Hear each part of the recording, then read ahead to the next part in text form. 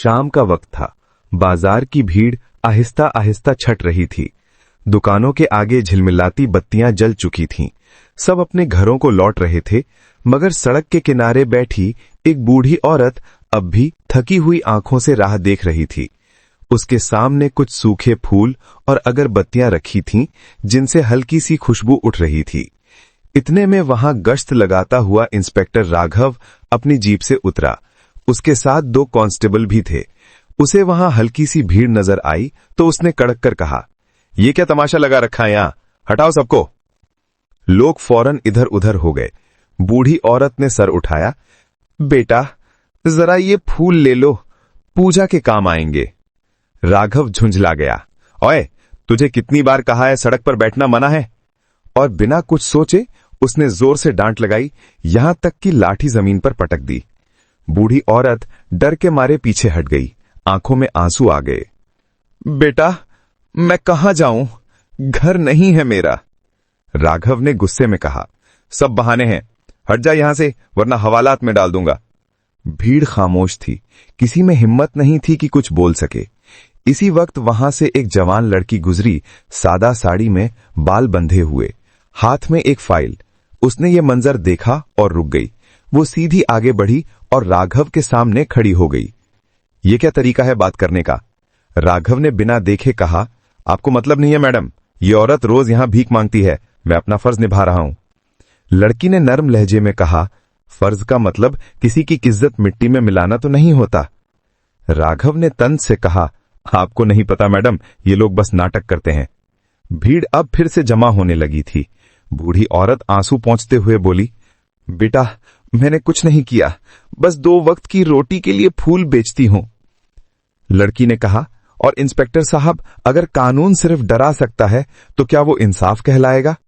राघव कुछ बोलने ही वाला था कि इसी वक्त एक पुलिस की गाड़ी वहां आकर रुकी। उसमें से 2 अफसर उतरे। उनमें से एक उस जवान लड़की की तरफ बढ़ा और अदब से बोला, मैडम हम देर से पहुंचे, मुआयने का वक्त हो गया था। भीड़ में हलचल मच गई। राघव चौंक गया, मुआयना मतलब? दूसरे अफसर ने कहा, आपको नहीं मालूम, ये एसपी नेहा चौहान मैडम हैं, आज अचानक तमाम थानों और चौकियों का फील्ड विजिट कर रही हैं। राघव के कदमों तले जमीन निकल गई। उसने नजरें झुका लीं। वही लड़की जिससे उसने अभी बदतमीजी की थी, दरअसल जिले की सुपरिंटेंडेंट ऑफ पुलिस थी। एसपी नेहा पुरसुकून आवाज में बोली, इंस्पेक्टर राघव, अगर हमारी पुलिस अवाम की हिफाजत के बजाय उन्हें खौफजदा करे तो मुजरिम और मुहाफिज में क्या फर्क रह जाएगा? राघव खामोश खड़ा रहा। भीड़ सरगोशियां कर रही थी। एसपी मैडम खुद आई हैं। नेहा आगे बढ़ी, बूढ़ी औरत के पास बैठ गईं और नरमी से बोली, माँ जी अब आप फिक्र मत कीजिए, आपके सारे फूल बिकेंगे और ये सड़क भी आपकी है, इतनी ही जितनी हमारी। उनके ये अल्फाज सुनते ही बूढ़ी औरत के आंखों से आंसू बहने लगे। एसपी नेहा ने राघव की तरफ देखा, आपने जो किया वो कानून की इज्जत के खिलाफ है, मगर मैं चाहती हूं कि आप अपनी गलती खुद समझें। राघव ने सर झुका लिया, मैडम गलती हो गई, गुस्से में। नेहा ने बात काट कर कहा, गुस्सा सिर्फ उस वक्त जायज होता है जब वो किसी जुल्म के खिलाफ हो, किसी कमजोर के नहीं। उन्होंने अपनी जेब से कुछ पैसे निकाले और बूढ़ी औरत के सामने रख दिए। ये खैरात नहीं, एक शुरुआत है, हम आपके लिए दुकान लगवाएंगे, पुलिस मदद करेगी। भीड़ में तालियां बजने लगीं। कुछ लोगों ने मोबाइल निकाले, मगर नेहा ने हाथ उठाकर कहा, रिकॉर्ड नहीं, इस्लाह करो।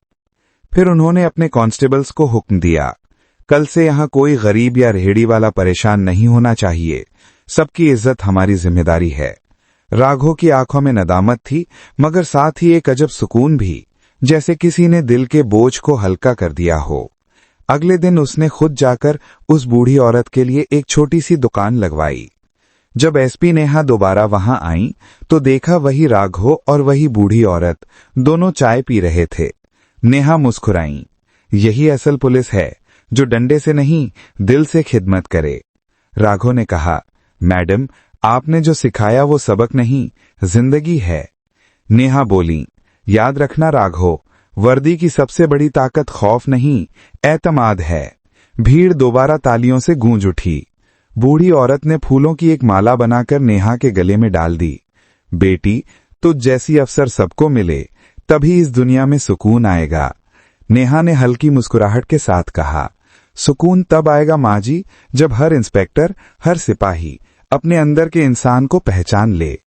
कहानी खत्म हुई, मगर वो मंजर सबके दिलों में रह गया। उस दिन के बाद राघव हर गरीब, हर कमजोर की मदद के लिए मशहूर हो गया और पुलिस स्टेशन के दरवाजे पर एक नया बोर्ड लगाया गया। यहाँ इंसाफ डंडे से नहीं, दिल से होता है।